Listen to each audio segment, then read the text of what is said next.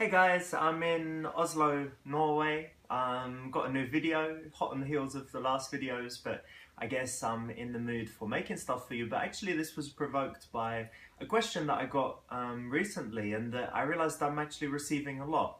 And you know, guys used to see me with lots of different girls, and they would say, how do you date all these different girls but not break their hearts? You know, what are you doing?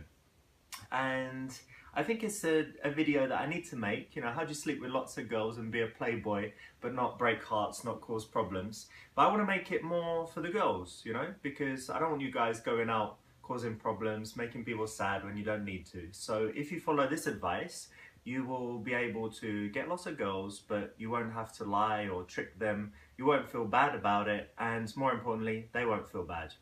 So it goes like this. Let's say you meet a girl. The first thing is to think about, you know, her expectations. So a lot of girls are open to short-term relationships, and some girls are open to both short-term and long-term. But there are some girls that are really, really good. You know, they maybe didn't sleep with a guy, didn't sleep with many guys, and, you know, never had a one-night stand, wouldn't ever do that. Then they're going to take, you know, 3 or 4 weeks to have sex with you. They think it's a big deal to even kiss you. So this kind of group really shouldn't be on your radar, and you should think about that, you know, when you meet them, and try and, you know, ask them about previous relationships, see their behavior, and see if they seem like that kind of girl, you know, and bear that in mind. The next thing is that, you know, is about your behavior. So you have a few different ways to go. You don't actually need to connect with a girl. So you don't have to tell her, you know, all your connecting stories about when you were a child and you were bullied and you felt bad, and then, you know, you struggled with this and that, and then you're going to ask her, you know, tell me about your family, tell me about your cat that you love, tell me about your hopes and dreams. Anytime you talk about, you know, deep stuff, shall we say, it builds a connection between the two of you. But it's not the only way to fill the time, and it's not the only way to turn her on and to get her attracted to you and, you know, get her to the point where she's ready to sleep with you. It's possible just to be funny, fun, do, you know, use activities and use distracting things to make a date go well, and to make it good time spent together without having those, you know, deep, serious conversations.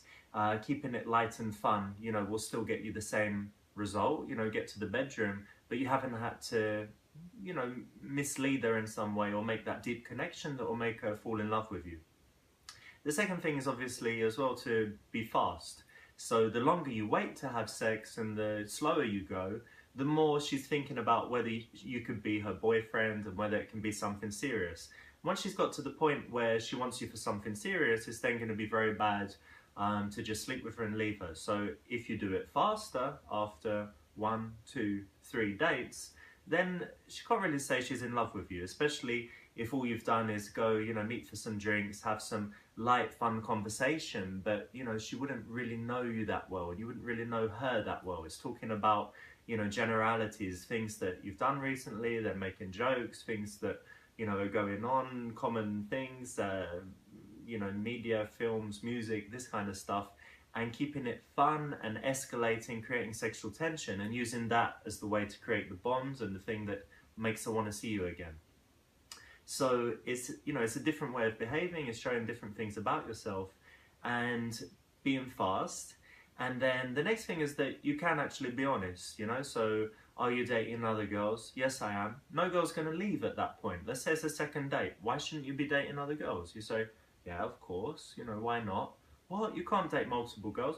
Well, why not? I date lots of girls, and when I meet one I really like, then I get rid of the others and I'll date that one. Oh, okay, makes sense. So being honest actually, you know, serves you. It shows you, you know, as an attractive man, it's attractive to be honest, it's refreshing for her, but it also gives you that out, which is, look, I told you I was dating other girls, so, you know, what could you expect? But you slept with me, yeah, but you liked it, didn't you? Yeah, I guess so. So you want to do it again? Yeah, okay. And actually, was speaking, the girl I'm with, who's filming this now, I said, well, I could have done that with you after we had sex. I could have just said, well, no, I don't want anything serious. And she was like, what? Bullshit, you couldn't have done that. And I said, no, think about it. Because I could have said, well, actually, I'm dating other girls, and I'm not that serious, and I might move out, you know, move away in a few months, and I don't believe in marriage anyway. You didn't ask me any of that, right? So could have said it. She was like, yeah, I guess. And I was like, but you wouldn't leave, would you? You would have still seen me. You would have slept with me more. Well, probably for a while at least. And then, most importantly, what would have happened? She would have dumped me in the end, which is always what you want from these things, is when, you know, at the point, which could have been after 3 years, 3 months, or 3 weeks, she's like, actually, I'm looking for something more. Not more than you as a man, but more in terms of the relationship. And it just fizzles out. You know, that's what you always want, is that it just fizzles out, or that she leaves, or she says she doesn't want to see you again. But meantime, you've got that nice relationship, you're a gentleman, you treat her well. And if you're in the situation where she wants more and you don't, but you know, you've done all this and followed all of my advice, the best thing to do is just to be less attractive. Meaning, you know, be less decisive, less manly, be more clingy, all of that stuff. A couple of small things just to finish. You know, don't meet too often, don't meet every day, even if you want to. Maximum, you know, every 3-4 days, to keep the right distance so that she doesn't think, you know, this is my boyfriend. Secondly, don't be texting all the time. Don't have that contact where, you know, every morning, good morning, every night, good night. Keep it light. I mean, that's very easy for me because I hate texting anyway, but for you guys that love it and will sit on the phone all day, first, in general, it's bad because it just makes you look like a loser who's got nothing better to do. But second, it just gives that attention that's almost like, you know, I'm here and I'm yours, and it sends the wrong message. So that's not everything, but that should be a good start to getting you to the kind of guy that is not, you know, going to upset girls, break their hearts, but is still going to be able to date multiple girls. So that's my answer. You got it. Hope you liked the video.